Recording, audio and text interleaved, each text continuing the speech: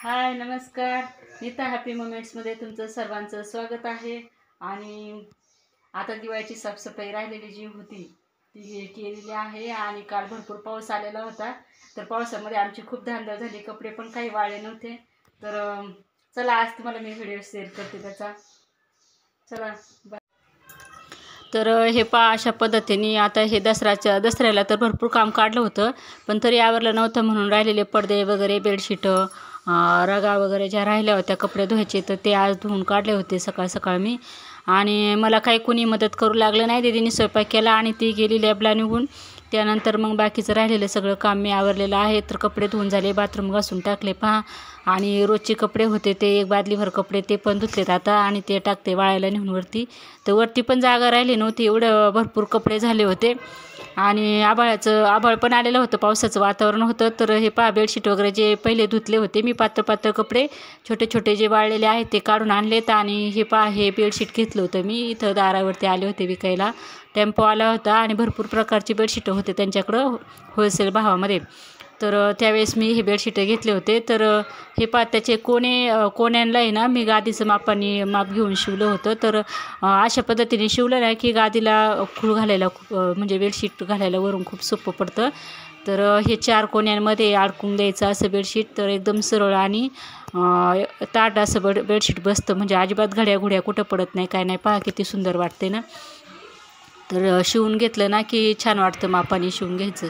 आणि हे कपडे आणून टाकलेत, वाळलेले कपडे काही वरती. तर आता ते कपड्यांच्या घड्या घालता गप्पा मारते मी तुमच्याबरोबर.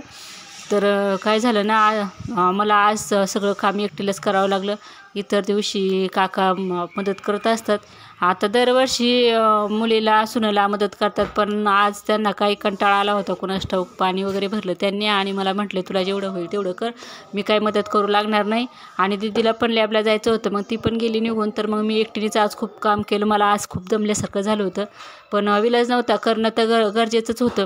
कारण नवरात्रीच्या वेळेस मी केलं होतं थोडंफार, त्यावेळेस पण पाऊस चालू होता, तर मग जास्त काही करता आलं नाही. जेवढं झालं तेवढं केलं मी. त्यानंतर आता राहिलेलं काढलं हे सामान सगळं.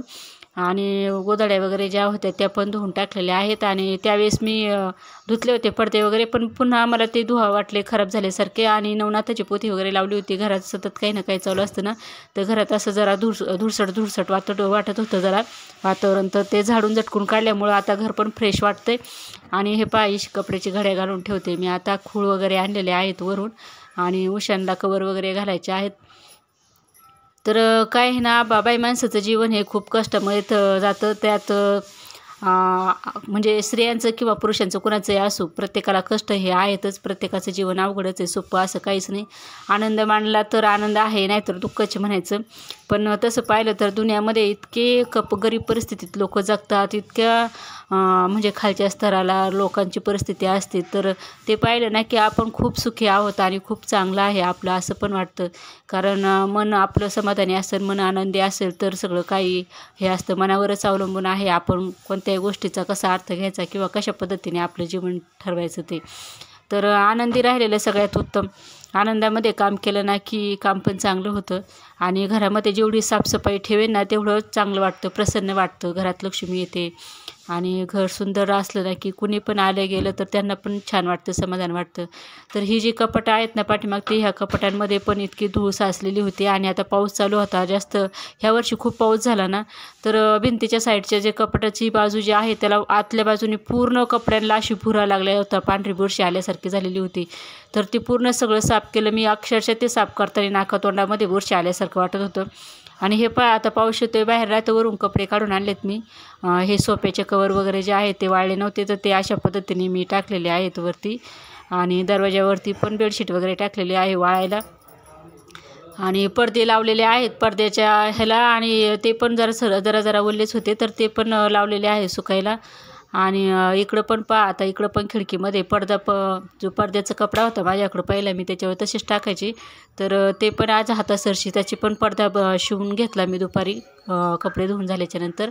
आणि तो पण लावलेला आहे. आणि त्याच्या साईडला इथं एक चादर पण वाळायला टाकलेली आली आहे. हे गुलाबी कलरचं कापड आणलं होतं मी पडदा शिवायला. तर त्याला मी रिंग वगैरे पण आणल्या होत्या, पण मी घाई गडबडीमध्ये आता असाच आपला नेहमी साधा पडदा शिवतो ना, तशा पद्धतीचा पडदा शिवलेला आहे. आणि 2 भाग केलेत त्याचे. तर हे हे पण धुतलेले आहेत आणि त्याच्यामध्ये पडदे लगेच घालून टाकले, हवेने सुकून जातील मग. आणि एक साईडला चादर वाळायला टाकलेली आहे. तर अशा पद्धतीने आज ना भरपूर काम झालेलं आहे, अक्षरशः दमल्यासारखं झालं आहे. म्हणजे 8 दिवसाची जी एनर्जी असते ना ती आज एका दिवसामध्येच निघालेली आहे. अक्षरशः चक्कर यायला लागली होती मला संध्याकाळपर्यंत, पण तसंच दम काढून मी काम करत राहिले. आणि हे साफसफाई केली आणि इथं मशीन वगैरे आहे ते पण पुसून वगैरे काढले. आणि हे सगळं सामान आलेलं आहे. आता कपडे पण आलेले आहेत ना शिवायला, तर ते काही कपडे झाले शिवून माझे आणि हे काही राहिलेले आहे, साड्या वगैरे आलेले आहेत, ब्लाऊज वगैरे आलेले आहेत शिवायला. तर संध्याकाळ झालेली आहे, अक्षरशः झोप आली होती मला. असं झालं होतं की कुणी मला जेवायला नाही दिलं ना तरी चालेल. तर बाय, भेटूया पुन्हा पुढच्या व्हिडिओमध्ये.